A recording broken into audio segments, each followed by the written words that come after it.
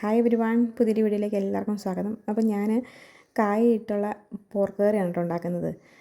ആദ്യമായിട്ടാണ് ഉണ്ടാക്കുന്നത്. കായയിട്ടും നമ്മുടെ കുമ്പളങ്ങയായിട്ടൊക്കെ പോർക്ക് കറി ഉണ്ടാക്കാമെന്ന് കേട്ടിട്ടുണ്ട് കേട്ടോ. അപ്പോൾ 2 കായ എടുത്തിട്ടുണ്ട്. ഞാൻ അതിൻ്റെ തൊണ്ടൊക്കെ പൊളിച്ചിട്ട് അതിന് കറ പോകാനായിട്ട് വെള്ളത്തിലിട്ടേക്കാണ്.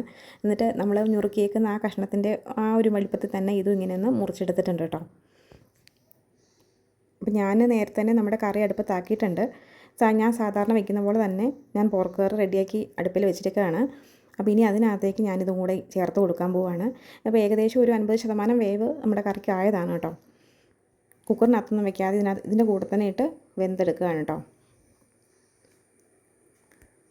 അതുപോലെ തന്നെ കൂർക്കയും പോർക്ക് കൂടെ ഉണ്ടാക്കാമെന്ന് കേട്ടിട്ടുണ്ട്. ഇതൊന്നും ഞാൻ ഇതുവരെയും ട്രൈ ചെയ്തിട്ടില്ല കേട്ടോ. ഞാൻ ആദ്യമായിട്ടാണ് ഞാൻ ഈ കായ ഇട്ട് വെക്കുന്നത്. കായും കൂടെ ചേർത്തിട്ട് നന്നായിട്ടങ്ങ് മിക്സ് ചെയ്ത് മൂടി വെച്ച് പിന്നെ നന്നായിട്ടങ്ങ് വേവിച്ചെടുത്തു കേട്ടോ. നല്ല രീതിയിൽ വെന്തുടഞ്ഞ് കിട്ടുകയും ചെയ്തു. കറി വെന്ത് കഴിഞ്ഞപ്പോഴത്തേനും നമ്മുടെ ഏത്തക്കായ നന്നായിട്ട് വെന്തിട്ടുണ്ടായിരുന്നു കേട്ടോ. നമ്മുടെ ചാറിനോടൊക്കെ ചേർന്ന് തന്നെ നമ്മുടെ ഏതാ പോർക്ക് ഏതാ കായ എന്നൊന്നും തിരിച്ചറിയാൻ മേലാത്ത പോലെ അത്രയും നന്നായിട്ട് വെന്ത് ചേർന്നു കേട്ടോ അതിനകത്തേക്ക്.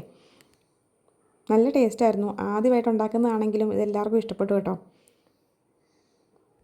ഞാനിതിനകത്ത് കായ ചേർത്ത കാര്യം അമ്മയ്ക്ക് മാത്രമേ അറിയത്തുണ്ടായിരുന്നുള്ളൂ കേട്ടോ. അമ്മ മാത്രമേ കണ്ടുള്ളൂ, ബാക്കി ആരും അറിഞ്ഞു പോലുമില്ല. കറി കഴിച്ചപ്പോഴാണെങ്കിലും ആരും ഇതിനകത്ത് എന്തെങ്കിലും ഇട്ടിട്ടുണ്ടോ എന്ന് ചോദിച്ചില്ല കേട്ടോ. എല്ലാവരും അത് കഷ്ണം തന്നെയാണെന്ന് ഓർത്ത് കഴിക്കുകയാണ് ചെയ്തത്.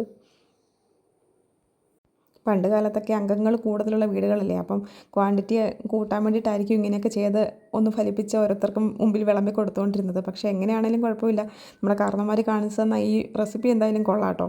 കാരണം നല്ല ടേസ്റ്റി ആയിരുന്നു. ഇനി പോർക്ക് വാങ്ങുമ്പോൾ ഏത്തക്കായ വീട്ടിലുണ്ടെങ്കിൽ മസ്റ്റായിട്ടൊന്ന് ട്രൈ ചെയ്ത് നോക്കിയോ കേട്ടോ.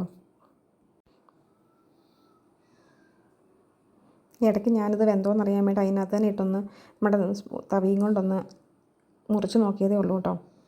നന്നായിട്ട് അതിന് വെന്തിട്ടുണ്ടായിരുന്നു. നല്ല കുറുകിയ രീതിയിൽ കറി ആക്കി എടുത്തിട്ടുണ്ട് കേട്ടോ.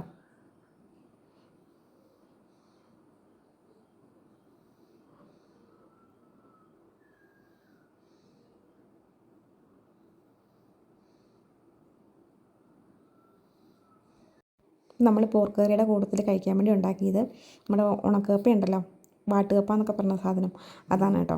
അപ്പോൾ ഞങ്ങൾ അതൊക്കെ കൂട്ടി കഴിച്ചു, അടിപൊളിയായിരുന്നു. അപ്പോൾ എല്ലാവരും ഒന്ന് ട്രൈ ചെയ്ത് നോക്കാം കേട്ടോ.